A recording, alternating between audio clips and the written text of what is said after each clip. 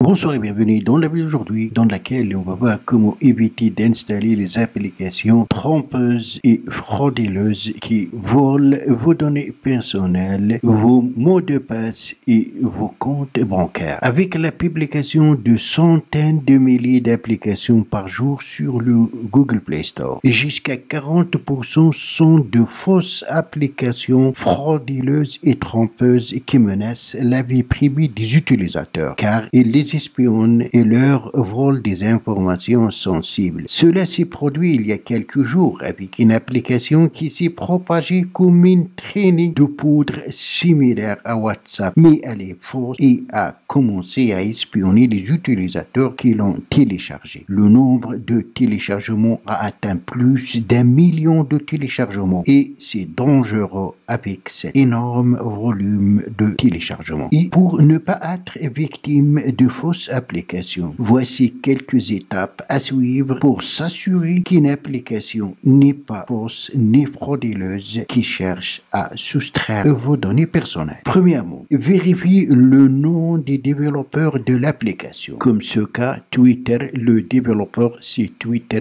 Inc. Donc c'est l'entreprise Twitter. Le cas de Facebook, le développeur c'est l'entreprise Meta Platform. Donc le nom du développeur, qu'il s'agisse d'un particulier ou d'une entreprise comme le cas de Meta Platform qui est une entreprise, est écrit directement sous le nom de l'application. Et l'une des lois régissant le Google Play Store est que Google n'autorise pas la répétition des noms des développeurs pour la même application. Donc, lorsque vous téléchargez une application sur le store, n'hésitez pas à lire attentivement le nom des développeurs. Je précise qu'il faut examiner minutieusement et attentivement le nom des développeurs car certains développeurs contournent cette restriction en plaçant un petit signe invisible à côté des noms des développeurs ou en écrivant un nom face à des similaires tels que par exemple Facebook qui s'écrit avec 2 O et Facebook qui s'écrit avec 2 zéros après le P. À première vue, vous ne trouverez pas de différence entre les deux mots. Mais si vous regardez attentivement, vous constatez qu'il a remplacé la lettre O par le chiffre 0. Profitons de la similitude entre eux. Alors, vérifiez bien le nom des développeurs avant d'installer une application. Deuxièmement, vérifiez le nombre de téléchargements de l'application. Pour le cas, par exemple, de Facebook, si on va aller dans à propos de l'application et on descend dans informations sur l'application, on a ici téléchargements. Pour ce cas, c'est plus de 5 milliards de téléchargements. Dans ce cas, donc, il s'agit de l'application originale, réelle et non pas d'une application trompeuse ou frauduleuse. Si vous souhaitez télécharger par exemple l'application WhatsApp et vous constaterez qu'elle a obtenu plus d'1 milliard de téléchargements. Mais si vous ouvrez la page de l'application et constatez qu'1 million ou un peu plus ont été téléchargés, ici vous devez vous arrêter de la télécharger car elle est sans aucun doute fausse. Troisième, vérifiez le commentaire des utilisateurs. Au-dessus de chaque application, il y a les commentaires. Vous devez lire attentivement les avis des utilisateurs parce qu'ils commentent souvent l'application et la décrivent. Et je vous conseille de ne pas prendre votre décision dès les premiers commentaires de peur que le développeur soit celui qui a commenté, mais plutôt d'aller en bas ou au milieu des commentaires. Quatrièmement, vérifiez les liens officiels pour le développeur. Habituellement, le développeur inclut son propre site dans la description de l'application. Allez sur son site et voyez les commentaires des utilisateurs dessus et il est recommandé de télécharger l'application à partir de leur lien officiel de peur d'être dirigé vers une fausse application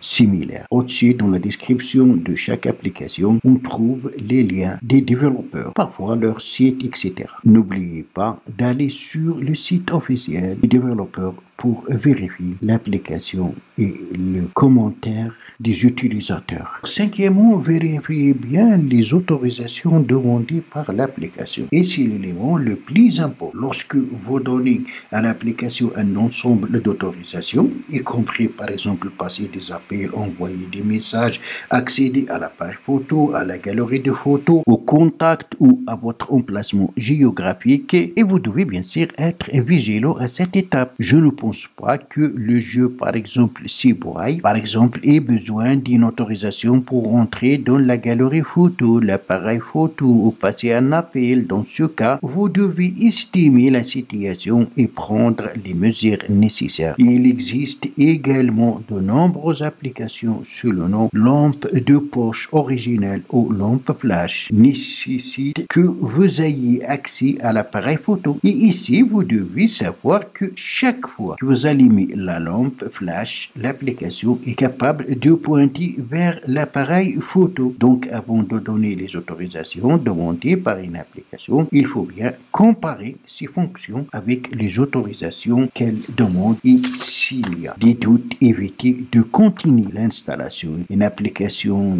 qui a une fonction d'éditer par exemple les photos n'a pas besoin de l'autorisation d'accéder à vos contacts ou à l'appel téléphonique ou au SMS, etc.